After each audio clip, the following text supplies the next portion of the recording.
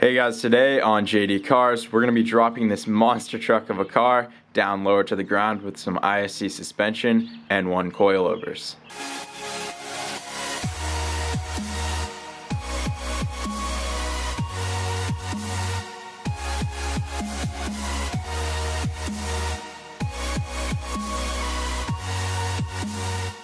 So for the past couple months, I've been receiving handfuls and handfuls of comments from you guys requesting for me to install coilovers on the E90 to get it lower. Now, I definitely agree, this car is pretty high off the ground, as you can see from that front wheel gap. The rear shocks are completely shot and the front shocks are probably on their way out as well. So I figured it was a good time to install some coilovers. Now, before we jump into this installation, I'd like to pay a huge thank you to the people at Bavarian Autosport and ISC Suspension for making this video possible. Bavarian Autosport has one of the world's largest selection of OEM and aftermarket BMW parts, including ISC suspension. Go to bavauto.com and you'll be sure to find what you're looking for. Alright, it's just starting to rain, so I'm going to pull the car into the garage and we'll get started with the installation of the ISC coilovers. So first and foremost, I'll give you an unboxing so you have an idea of what to expect when you receive your coilovers from ISC. As with anything, you'll get some instructions and other paperwork. We have some stickers.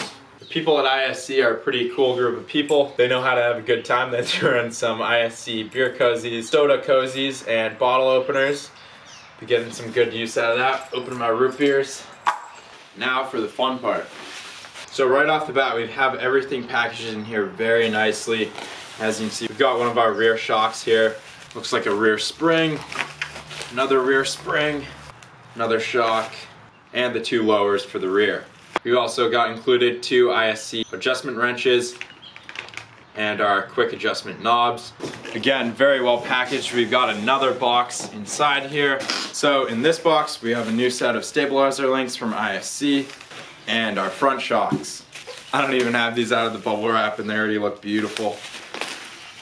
Oh yeah. ISC also threw in the coilover covers. I highly recommend you pick a set of these up if you buy a set of coilovers, because you definitely want to protect all the threads from any debris or corrosion. So we'll take off all the bubble wrap to get a closer look at everything. So here are all the suspension components you'll receive from ISC. Rear springs and spring perches, rear shocks, stabilizer links, your front shocks, as I said before, your two wrenches, and your adjustment knobs. It's actually really surprised. The front shocks are completely assembled, including the camber plates and everything, and all we have to do for the rear shocks is thread the lower onto the upper, and other than that, there really isn't any additional assembly required. I was really happy with the packaging job. Nothing's damaged, there's not a scratch on anything, so let's jump into this install. The one thing we do want to do before removing any of the stock suspension or jacking up the car is measure the distance from the lower edge of your rim.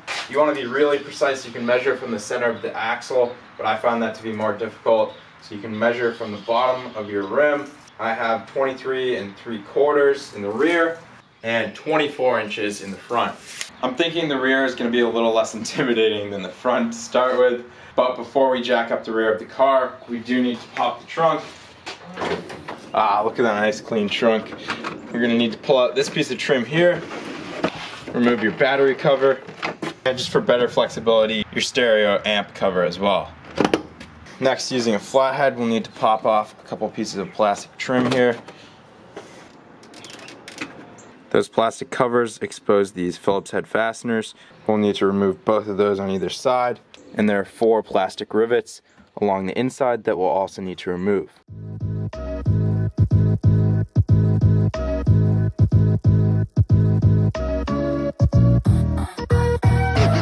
Now coming inside the trunk here, we'll have 3 plastic rivets along the left side that we need to pop off, and 3 on the right side. I've been using this plastic rivet removing tool and it works great.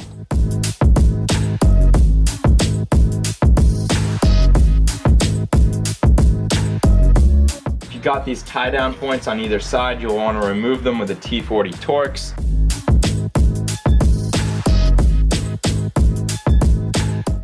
And at this point, you should finally be able to pull out the trunk liner.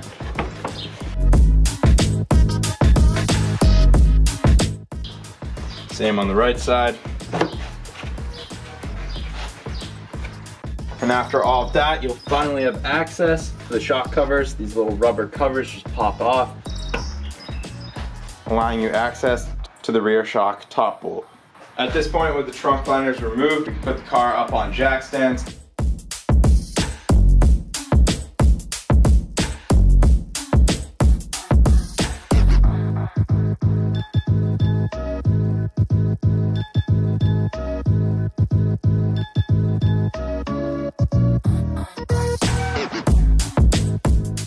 So first and foremost, obviously you need to remove your wheel.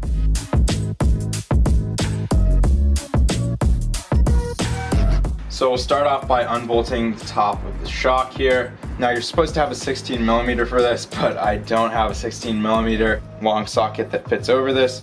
So you can use a 5/8 if you don't have a 16mm. So break this loose with the 5/8 or 16mm. If it's just turning, like I'm experiencing now, slide your wrench over, hold the top with a 6mm to prevent the shock from twisting. Then you can remove the top bolt and this bushing. Now we'll need to come underneath the shock here to remove the 17mm nut.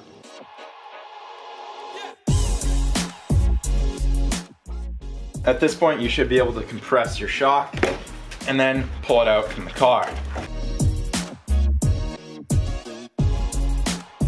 I decided for added visibility and stability to throw the car up on the big red 12-ton jack stands, which leads us to our next step here.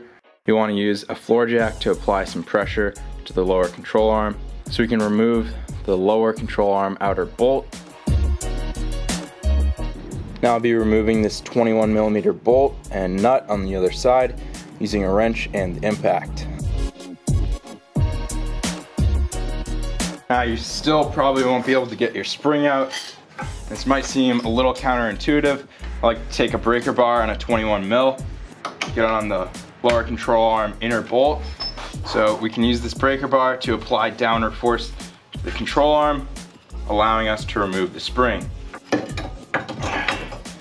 Use a nice large flathead to remove this rubber lower spring pad. We won't be needing it for our new coilovers. So now we'll install our new lower spring perch, but first we have to disassemble it and prep it. You want to remove the threaded part. Oh, it looks like it's separated by the bolt. You may have to loosen the collar, spin the collar up, and then you should be able to remove the bottom threaded part.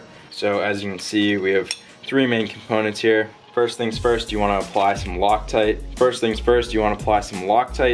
To these inner threads here. This part will be staying on the car, so we don't want it coming loose. Now this is going to be a little difficult to show you. We want to drop the part that we just applied Loctite to into the top of this hole. Take this assembly with the bolt and come in from the bottom and screw it in from the bottom. Here's a little bit better of a look at what I was saying. As you can see, we threaded in this assembly here. Now we'll need to take a 22mm and tighten this down. Now we'll need to set our ride height. So I've decided I want to measure down from this edge here to this edge here. I want it to be 1.5 inches. So I'll move the collar up just a little bit. Okay, that's 1.5 inches there. Now I'll tighten this down with our Allen key. Now we'll want to apply just a little bit of anti-seize to these inner threads here. You want to make sure this doesn't get corroded on there, because removing this assembly is the easiest way to adjust your ride height. It's a little bit tough to show you here, but this assembly that we just adjusted now threads onto the part that we mounted to the control arm. Alrighty, now take the stock rubber upper piece, screw that on there, install the metal cap, and we'll put this plastic bushing onto the lower perch. Now we'll place the spring on the lower perch here. We'll use our breaker bar as before to apply downward pressure onto the control arm, and we'll push the top of the spring into its mounting location. We'll again need to use our jack to apply some pressure to the lower control arm so we can reinstall that 22mm bolt and nut.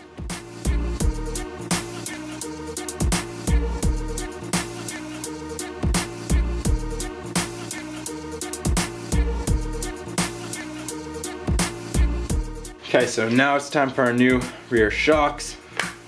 But first we need to rob some components from our old shocks here. Take this top boot. We won't be needing this plastic cover, but we will be needing the bump stop and this top bushing here. So that's all we'll be needing from the old shock. Remove this nut. slide on our bump stop, slide on this bushing, and finally the protective rubber boot. So we still do need to install this lower before we can install our new shock. So we're gonna measure our old shock, that way we know what size to set our new shock at. I'll probably reduce that length by maybe an inch. So our old shock, 26 inches. Let's set our new shock at about 25 1/4. Definitely apply some anti-seize here for ease of adjustability in the future. Rub this onto our new shock. Just gonna keep going until I see the threaded body through this visibility hole here. 25, so back it off, 5 turns maybe. All right, that puts us at 25 1/4. We'll lock it in there. This is where our wrench comes into play. Lock down this collar. All right, so we'll drop this bad boy in here. So you have it in there, you'll need to compress the shock and get it through that upper hole. You are gonna have to modify this top piece. Using a flathead, you can pry back these little teeth that hold in the nut. As you can see, I've done that here. I removed the stock nut. These threads don't match up on the new shock. And then you'll use the provided hardware on top of this assembly. Also, shout out to ISC for making this a common size. It's a 17mm. I do have that size wrench. So, bottom nut, 17mm. And as I said before, for the top bolt here, stock washer and bushing with the new 17mm nut. I just used my jack and applied some pressure to the lower control arm, and as you can see, the threaded part of the shock has come through. And slide that right on over, along with our nut. And throw your quick adjustment knob on there, and this coilover is completely installed. The limited instructions made it a little unclear, but just a small correction. We don't need this large rubber bump stop. We can actually pull the rubber part off. We just need this metal part and the thrust bearing, and that's all we need. Alrighty, so now moving on to the front here, we're gonna need to pop the hood. In order to gain better access to our shocks here, we're gonna have to remove this engine strut. We'll have to remove this support strut here, which involves removing a lot of this plastic cowling here. So we'll start by popping off these plastic covers on either side. And now a series of 8mm bolts around the perimeter of the cabin air filter.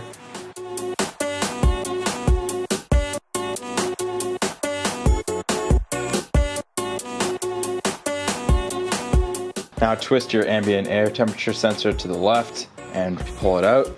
Remove this cable loom by pressing down and releasing several tabs underneath and pulling it out. Now you can pull up and remove this plastic cowling. We'll need to pop off this little plastic cover here. So we have 3 bolts to remove. The one revealed behind that hole is an E18 Torx, and then these bolts on either side are an E12 Torx.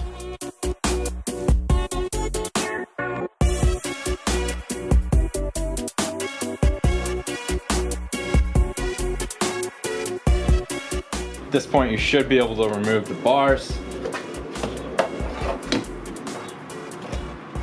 And we now have full access to the top of the shocks, which will be helpful for adjusting our coilovers because they do have camber plates. Alrighty, so pull off your front wheel here, and we're gonna have to remove some brake wear sensor wires. You can see them hiding right here. We'll be disconnecting the stabilizer link from the shock, come in from underneath with a 17mm box wrench, get that onto the stabilizer link. Then using a 16mm socket, remove the nut. Then you can pull off your brake line bracket. Now using an 18mm socket and an 18mm wrench, we're going to remove the strut clamp bolt, and as you can see, the nut on the other side. Now using a 13mm, we need to remove all 3 of the strut mounting nuts on top. At this point, the strut should drop down. If it's not and it's being stubborn like this, it's likely because of your stabilizer link. So as before, we're gonna need to come down under here, use our 17mm box wrench and a 16mm to remove the nut on the back side there. After removing that, the strut should pop out of there pretty easily. Now, everyone on the forums argues that this is one of the most challenging, if not the most challenging part of the coilover installation. Removing the front struts. The stock front struts are really long. As you can see, pushing down on the control arm, I've still got like 3 inches of the top hat. So my secret weapon that I found to work very well was a pair of modified spring compressors. I bought these spring compressors for about 30 bucks, I think. These threaded pieces were a lot longer. I chopped off 4 inches of the threaded rod to allow me to tuck them up in here and use them on the car to compress the spring, compressing the strut and allowing me to remove it more easily. So pretty self-explanatory how this works. You have 2 little clamps that go onto the spring like so. And now using whatever means you have available. So I use a 19mm, a wobble socket extension, my impact wrench to tighten these down. It's a lot easier than doing it by hand.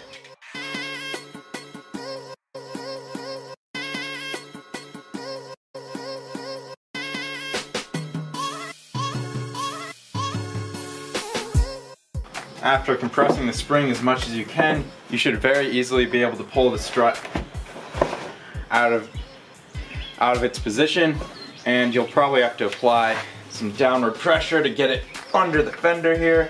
The other specialty tool you want to pick up is a strut collar spreader. As you can see, it's a cam-shaped little spreader. You put it in the narrow way, use a ratchet, twist it, and it'll spread the strut.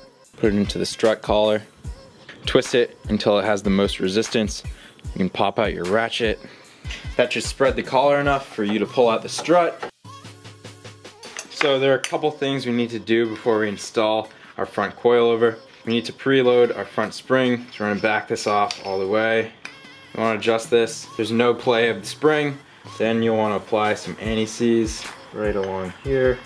We'll be tightening down our restraining collar. Just slide your locking collar all the way up to the second one so it makes contact with the other collar. Then we're going to hold the spring still and use our larger wrench to tighten this 5mm. The recommended preload for these ISC coilovers is 5mm. The easiest way to measure that is using the wrench. Oh, there it is. So once your wrench fits snugly in between your locking collar and this collar, you can slide the locking collar up. Take your larger wrench, hold the top collar, and then use your smaller wrench to tighten down the locking collar. The lower mounting part of the coilover is going to come threaded on pretty far, so you're going to want to back it off. Once you see the threaded part of the shock go away, but just for installation purposes, it's easiest to have the shock as fully extended as possible. So as you can see, I've applied some anti-seize to the coilover. Now we're going to slide it into the strut collar. Alright, so at this point, while everything's still loose, you're going to want to use a floor jack to bring the coil up through the mounting holes. You can now install the top mounting nuts. These are 12mm. You really don't have to torque them down too hard. Now before we lower our floor jack, it's time to install our new stabilizer link from ISC. Come in from the back, stick it through the strut, down into the sway bar. Now we'll use the 2 included 17mm lock nuts and a 17mm to hold the stabilizer link still.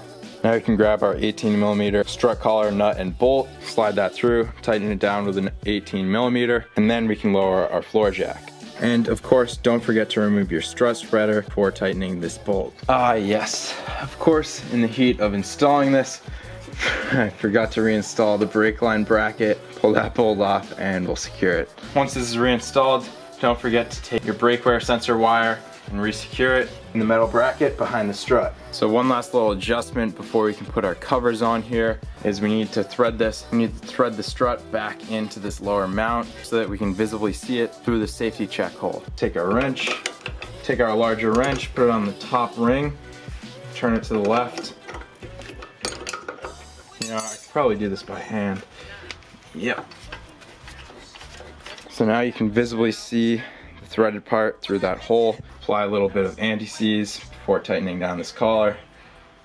Now I can slide this down and we'll use our smaller wrench to lock it into place. Now I'm not yet going to install this ISC coilover cover because we'll more than likely have to take off the wheel and make some adjustments to get our ride height dialed in. The front coilover is completely installed and ready to go, so we can reinstall our wheel, and then we'll get to drop the car and see what it looks like on the ground. Alrighty, the car is on the ground here, and despite me going for almost the highest ride height possible, it is already noticeably lower, and it's only gonna get lower as the springs break in. So I'm not gonna touch the ride height adjustment for a couple days. We are gonna need to get a four-wheel alignment, but I'm really interested to see how this feels. We have to reinstall these metal braces into the engine bay, all of that plastic cowling, the cabin air filter, and all of the trim for the trunk. However, I'm probably gonna hold off on the trunk trim for now because I want access to adjust the dampening on the shocks. On the front here, it's really easy enough. You just have this dial. Not sure if that brace is gonna clear it. We'll find out. I'll keep you updated. I'm definitely gonna need a week or two to play with the ride height, see how the ride feel is, and just to see what the break-in process is so I can give you guys a full update and initial impressions. So it's about 10 o'clock, I have school tomorrow. You probably won't hear from me again, so that's gonna wrap up this video. I hope you enjoyed the installation of the ISC N1 Coilovers. Huge thank you to Bavarian Autosport and ISC for making this video possible. Please leave a like below and subscribe if you've yet to do so, and I'll see you next time on JD Cars.